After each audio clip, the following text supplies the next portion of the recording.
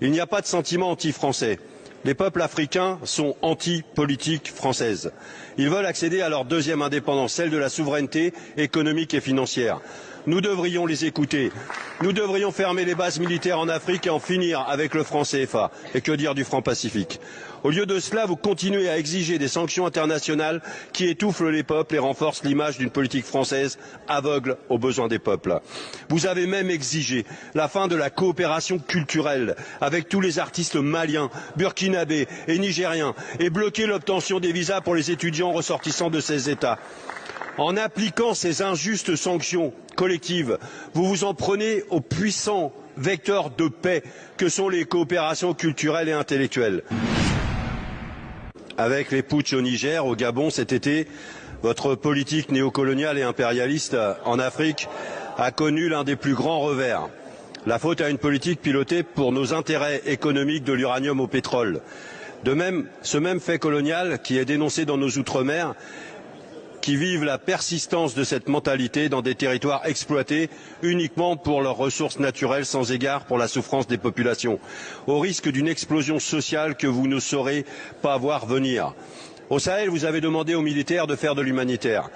Aux humanitaires, vous leur avez demandé de faire de la politique. Aux diplomates, vous leur avez demandé de n'être que la caisse de résonance de l'Élysée et donc des multinationales françaises.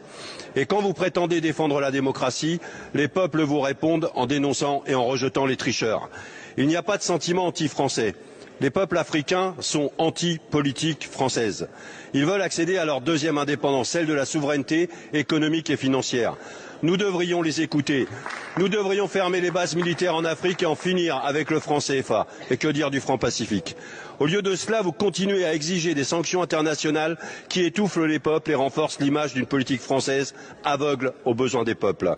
Vous avez même exigé la fin de la coopération culturelle avec tous les artistes maliens, burkinabés et nigériens et bloqué l'obtention des visas pour les étudiants ressortissants de ces États. En appliquant ces injustes sanctions collectives, vous vous en prenez aux puissants vecteurs de paix que sont les coopérations culturelles et intellectuelles. Madame Colonna et Monsieur Vigier, quand l'arrogance néocoloniale va-t-elle quitter nos politiques publiques? Je vous remercie. La parole est à Madame Catherine Colonna, ministre de l'Europe et des Affaires étrangères. Merci Madame la Présidente. Monsieur le député Lecoq, il m'arrive d'être d'accord avec vous. J'espère que personne ne s'en offusque.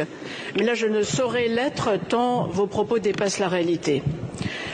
Au Gabon comme au Niger, notre politique est guidée par les deux principes qui nous gouvernent toujours. 1. Nous condamnons tous les coups d'État. 2. Nous soutenons les organisations régionales, au Niger la CEDEAO, au Gabon les pays d'Afrique centrale. Voilà la réalité. Et je voudrais aussi vous rappeler que l'Afrique ne se réduit pas au Sahel. Il y a quelques juntes qui remettent en cause la France pour masquer leurs propres échecs. Ne faites pas comme eux, monsieur le député, je vous en prie. Bien au contraire, les relations entre la France et la plupart des 54 pays africains se portent bien, se portent même très bien. En 15 ans, le volume de nos investissements a doublé, c'est un fait. Nos universités sont attractives, elles accueillent aujourd'hui 92 000 étudiants africains, soit 40% de plus qu'en 2017, c'est un fait. Nous avons augmenté notre aide au développement de 50% en 6 ans, c'est un fait.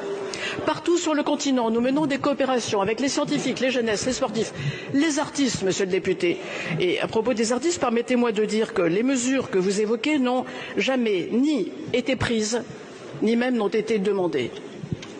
Et surtout, nous traitons l'Afrique sur un pied d'égalité pour traiter avec elle les grands défis de demain, les grands enjeux que sont la faim, le développement, le climat, la santé mondiale. Nous soutenons dans la gouvernance mondiale le poids de l'Afrique et des pays africains. Nous le faisons au G20, nous le faisons au Conseil de sécurité. L'Union africaine vient d'entrer au G20 avec notre soutien. Voilà la réalité, monsieur le député, et voilà ce que nous faisons avec nos partenaires africains. Je vous remercie. Je vous remercie, Madame la Ministre. Monsieur Lecoq. Merci Madame la Présidente, Madame la Ministre. Entendez ce que disent les peuples africains. Entendez-les. Évidemment, ce n'est pas toute l'Afrique. Les 2 minutes qui me sont accordées ne me permettent pas de vous faire la liste. Mais vous savez très bien que la partie CEDEAO, par exemple, eh bien, les anciennes colonies françaises ont un message à donner à la France. Et ce message, vous avez du mal à l'entendre. Et c'était le sens de cette question. Je vous remercie, Monsieur le député.